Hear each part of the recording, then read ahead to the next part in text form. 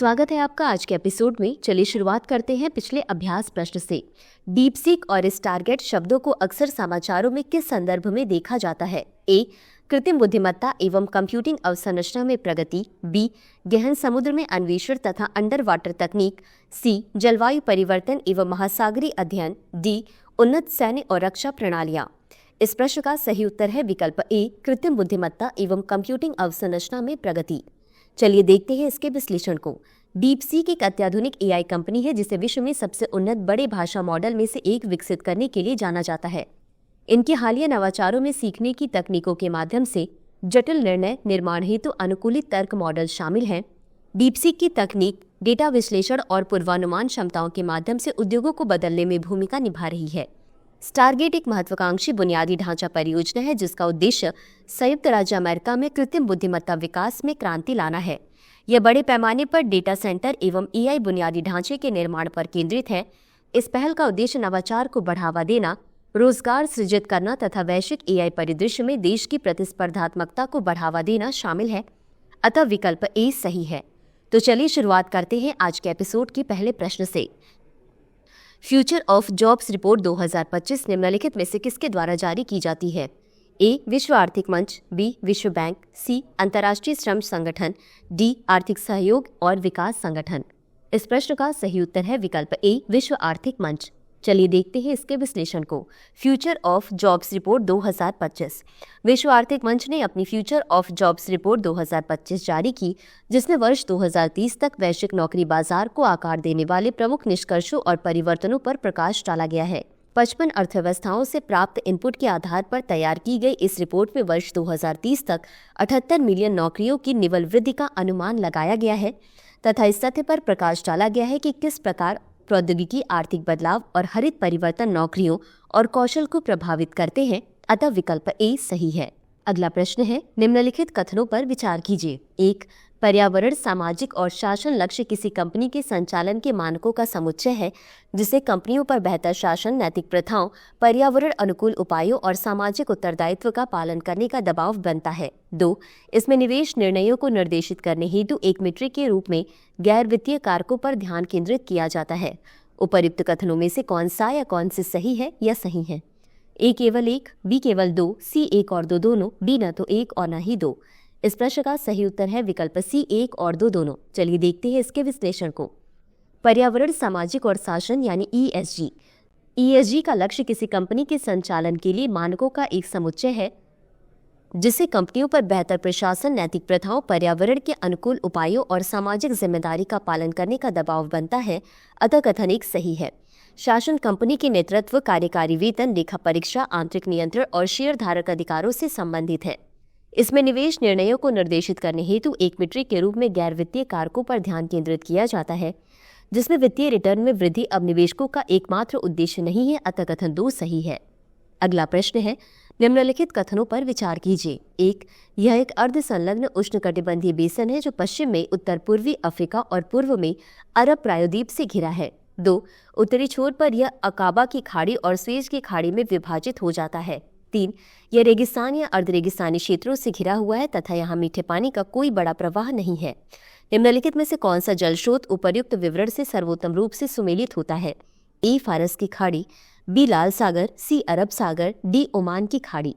इस प्रश्न का सही उत्तर है विकल्प बी. लाल सागर। चलिए देखते हैं इसके विश्लेषण को।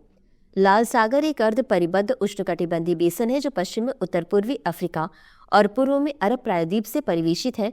लंबी और संकीर्ण आकार की यह बेसिन उत्तर पश्चिम में भूमध्य सागर और दक्षिण पूर्व में हिंद महासागर के बीच विस्तृत है। उत्तरी छोर पर यह अकाबा की खाड़ी और स्वेज की खाड़ी में विभाजित हो जाता है जो स्वेज नहर के माध्यम से भूमध्य सागर से जुड़ी हुई है। दक्षिणी छोर पर यह बाब अल मंदीब जलडमरू मध्य के माध्यम से अदन की खाड़ी और बाहरी हिंद महासागर से जुड़ा हुआ है। यह मरुस्थलीय या अर्ध मरुस्थलीय क्षेत्रों से परिवेशित है तथा यहाँ अलवणीय जल का कोई बृहद अंतर्वाह नहीं है। अतः विकल्प बी सही है। अगला प्रश्न है, निम्नलिखित कथनों पर विचार कीजिए। कथन 1. माइक्रो फाइनेंस संस्थान ऐसी वित्तीय कंपनियां हैं जो उन लोगों को लघु ऋण और अन्य वित्तीय सेवाएं प्रदान करती हैं जिनके पास बैंकिंग सुविधाओं का अभिगम नहीं है। कथन 2. आरबीआई एनबीएफसी एमएफआई ढांचे 2014 के तहत एमएफआई को नियंत्रित करता है जिसमें ग्राहक संरक्षण, उधारकर्ता सुरक्षा, गोपनीयता और ऋण मूल्य निर्धारण शामिल है। उपर्युक्त कथनों के संबंध में निम्नलिखित में से कौन सा सही है? ए, कथन 1 और कथन 2 दोनों सही हैं और कथन 2 कथन 1 की सही व्याख्या है। बी, कथन 1 और कथन 2 दोनों सही हैं और कथन 2 कथन 1 की सही व्याख्या नहीं है। सी, कथन 1 सही है लेकिन कथन 2 गलत है। डी, कथन 1 गलत है लेकिन कथन 2 सही है। इस प्रश्न का सही उत्तर है विकल्प बी। चलिए देखते हैं इसके विश्लेषण को।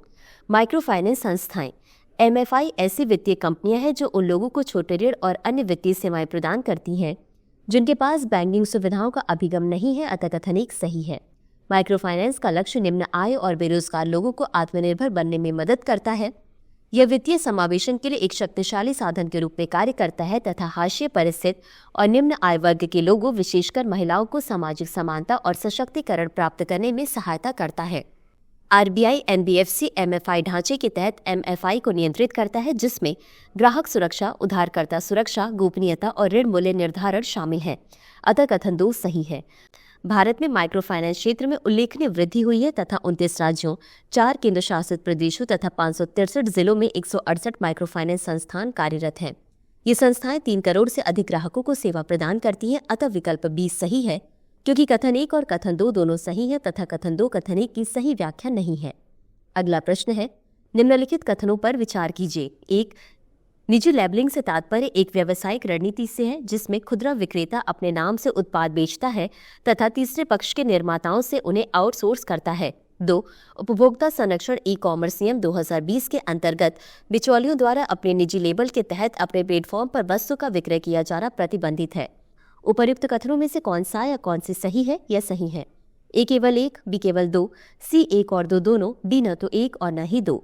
इस प्रश्न का सही उत्तर है विकल्प सी 1 और 2 दोनों। चलिए देखते हैं इसके विश्लेषण को। निजी लेबलिंग एक व्यावसायिक रणनीति को संदर्भित करता है जहां खुदरा विक्रेता अपने नाम से उत्पाद बेचता है जबकि उन्हें तीसरे पक्ष के निर्माताओं से आउटसोर्सिंग करता है, अतः कथन 1 सही है। इस दशा में खाद्य वितरण की बड़ी कंपनियां सीधे तीसरे पक्ष के विक्रेता से खाद्य और पेय पदार्थ खरीदकर उन्हें त्वरित वाणिज्य डार्क स्टोर से वितरित करेंगी। वर्तमान में उपभोक्ता संरक्षण ई-कॉमर्स नियम 2020 के अंतर्गत बिचौलियों को अपने निजी लेवल के तहत अथवा किसी ऐसी कंपनी के माध्यम से अपने प्लेटफॉर्म पर वस्तु बेचना प्रतिबंधित है जिसमें उनकी हिस्सेदारी है, अतः भारत में इस प्रथा की अनुमति नहीं है, अतः कथन 2 सही है। अगला प्रश्न है, निम्नलिखित कथनों पर विचार कीजिए। 1, यह दक्कन प्रायद्वीप जैव भौगोलिक क्षेत्र में स्थित है। 2, इसे वर्ष 2009 से global network of biosphere site के रूप में भी नामित किया गया है। 3, इसमें मुख्य रूप से आर्द्र मिश्रित पर्णपाती वन है जिनमें उष्णकटिबंधीय, अर्धसदाबहार और शुष्क पर्णपाती वन तथा घास स्थल है। निम्नलिखित में से कौन सा स्थान उपर्युक्त विवरण से सर्वाधिक सुमेलित है? A, Similipal tiger reserve, B, Nilgiri biosphere reserve, C, Achanakmar Amarkantak biosphere reserve, D, Pachmarhi biosphere reserve. इस प्रश्न का सही उत्तर है विकल्प ए, सिमलीपाल टाइगर रिजर्व। चलिए देखते हैं इसके विश्लेषण को। सिमलीपाल दक्कन प्रायद्वीप जैव भौगोलिक क्षेत्र में स्थित है। इसमें मुख्य रूप से आर्द्र मिश्रित पर्णपाती वन है जिनमें उष्णकटिबंधीय, अर्ध सदाबहार क्षेत्र और विकीर्ण शुष्क पर्णपाती वन और घास स्थल है। इसमें भारत के 7% पुष्पी पादप तथा 8% आर्किड प्रजातियां पाई जाती हैं। बाघों के अतिरिक्त यहाँ पाए जाने वाले अन्य प्रमुख प्रजातियों में सांभर, चीतल, बार्किंग डियर, गौर, माउस डियर, तेंदुए, मछली पकड़ने वाले बिल्लियां आदि शामिल हैं। प्रबंधन प्रयासों से खैरी और देव नदियों के किनारे पाए जाने वाले मगर प्रजाति के मगरमच्छों की संख्या में पुनः वृद्धि हुई है। इसे 2009 से global network of biosphere site के रूप में भी नामित किया गया है। अगला प्रश्न है, मौद्रिक नीति समिति के संबंध में निम्नलिखित कथनों पर विचार कीजिए। 1, संशोधित RBI अधिनियम 1934 की धारा 45ZB के तहत केंद्र सरकार को 6 सदस्यीय मौद्रिक नीति समिति गठित करने का अधिकार है। 2, MPC द्वारा वर्ष में कम से कम 4 बार बैठक किए जाना आवश्यक है। उपर्युक्त कथनों में से कौन सा या कौन सी सही है या सही है? ए केवल 1, बी केवल 2, सी 1 और 2 दोनों, डी न तो 1 और न ही 2। इस प्रश्न का सही उत्तर है विकल्प सी, 1 और 2 दोनों। चलिए देखते हैं इसके विश्लेषण को। मौद्रिक नीति समिति यानी MPC संशोधित RBI अधिनियम 1934 की धारा 45ZB के तहत केंद्र सरकार को 6 सदस्यीय मौद्रिक नीति समिति गठित करने का अधिकार है, अतः कथन 1 सही है। MPC को वर्ष में कम से कम 4 बार बैठक करना आवश्यक है, अतः कथन 2 सही है। बता दें कि MPC की प्रत्येक सदस्य के पास 1 वोट होता है और वोटों की बराबरी की स्थिति में गवर्नर के पास दूसरा या निर्णायक वोट होता है। अगला प्रश्न है, संविधान की 6ठी अनुसूची के संबंध में निम्नलिखित कथनों पर विचार कीजिए। 1, इस विधेयक में असम, मेघालय, त्रिपुरा और मिजोरम के जनजाति समुदायों के अधिकारों की रक्षा करने के उद्देश्य से जनजातीय क्षेत्रों के प्रशासन का प्रावधान किया गया है। 2. इसमें स्वायत्त जिला परिषदों के माध्यम से इन क्षेत्रों के प्रशासन में स्वायत्तता प्रदान की गई है। उपर्युक्त कथनों में से कौन सा या कौन सी सही है या सही है? ए केवल 1, बी केवल 2, सी 1 और 2 दोनों, डी न तो 1 और न ही 2। इस प्रश्न का सही उत्तर है विकल्प सी 1 और 2 दोनों। चलिए देखते हैं इसके विश्लेषण को। छठी अनुसूची मूल रूप से अविभाजित असम के मुख्यतः जनजातीय क्षेत्रों जनजातीय समष्टि 90% से अधिक के लिए थी, जिसे भारत सरकार अधिनियम 1935 के तहत अपवर्जित क्षेत्रों के रूप में वर्गीकृत किया गया था और यह राज्यपाल के प्रत्यक्ष नियंत्रण में था। संविधान की छठी अनुसूची में असम, मेघालय, त्रिपुरा और मिजोरम में जनजातीय क्षेत्रों के प्रशासन के लिए इन राज्यों में जनजातीय समुदायों के अधिकारों की रक्षा किए जाने का प्रावधान किया गया है। अतः कथन 1 सही है। यह विशेष प्रावधान संविधान के अनुच्छेद 244(2) और अनुच्छेद 275(1) के तहत किया गया है। छठी अनुसूची स्वायत्त जिला परिषदों यानी एडीसी के माध्यम से इन क्षेत्रों के प्रशासन में स्वायत्तता प्रदान करती है। अतः कथन 2 सही है। अगला प्रश्न है, निम्नलिखित कथनों पर विचार कीजिए। 1. राजकोषीय समेकन का तात्पर्य दीर्घकालिक आर्थिक स्थिरता सुनिश्चित करने के लिए सरकारी वित्त के विवेकपूर्ण प्रबंधन से है। 2. राजकोषीय उत्तरदायित्व और बजट प्रबंधन अधिनियम 2003 का उद्देश्य राजकोषीय घाटे को कम करने और राजकोषीय उत्तरदायित्व को बढ़ावा देने के लिए सरकार में वित्तीय समेकन स्थापित करना है। उपर्युक्त कथनों में से कौन सा या कौन से सही है या सही है? ए केवल 1, बी केवल 2, सी 1 और 2 दोनों, डी न तो 1 और न ही 2। इस प्रश्न का सही उत्तर है विकल्प सी 1 और 2 दोनों। चलिए देखते हैं इसके विश्लेषण को। राजकोषीय समेकन से तात्पर्य दीर्घकालिक आर्थिक स्थिरता सुनिश्चित करने के लिए सरकारी वित्त के विवेकपूर्ण प्रबंधन से है। अतः कथन 1 सही है। यह सरकारी राजस्व, कर और गैर कर प्राप्तियों को व्यय के साथ संतुलित करने पर केंद्रित है, जिसका उद्देश्य राजकोषीय घाटे को न्यूनतम करना, लोक ऋण को नियंत्रित करना और सतत आर्थिक विकास में सहायता करना है। राजकोषीय उत्तरदायित्व और बजट प्रबंधन अधिनियम 2003 का उद्देश्य राजकोषीय घाटे को कम करने और राजकोषीय उत्तरदायित्व को बढ़ावा देने के लिए सरकार में वित्तीय समेकन स्थापित करना है। अतः कथन 2 सही है। अगला प्रश्न है, प्रायः समाचारों में आने वाला पद ओलिगार्की का सर्वोत्तम वर्णन इस प्रकार किया जा सकता है। ए. शासन की वह प्रणाली जिसमें सत्ता एक व्यक्ति या राजा के पास होती है। बी. एक ऐसी शासन प्रणाली जिसमें व्यक्तियों का एक सीमित समूह सारी शक्ति और प्रभुत्व धारित करता है। सी. एक राजनीतिक प्रणाली जिसमें जनता जनमत संग्रह के माध्यम से निर्णय लेने में प्रत्यक्ष रूप से भाग लेती है। डी. सरकार का एक ऐसा स्वरूप जिसमें नागरिक आवधिक चुनावों के माध्यम से अपने नेताओं का चुनाव करते हैं तथा कानून का शासन सर्वोच्च होता है।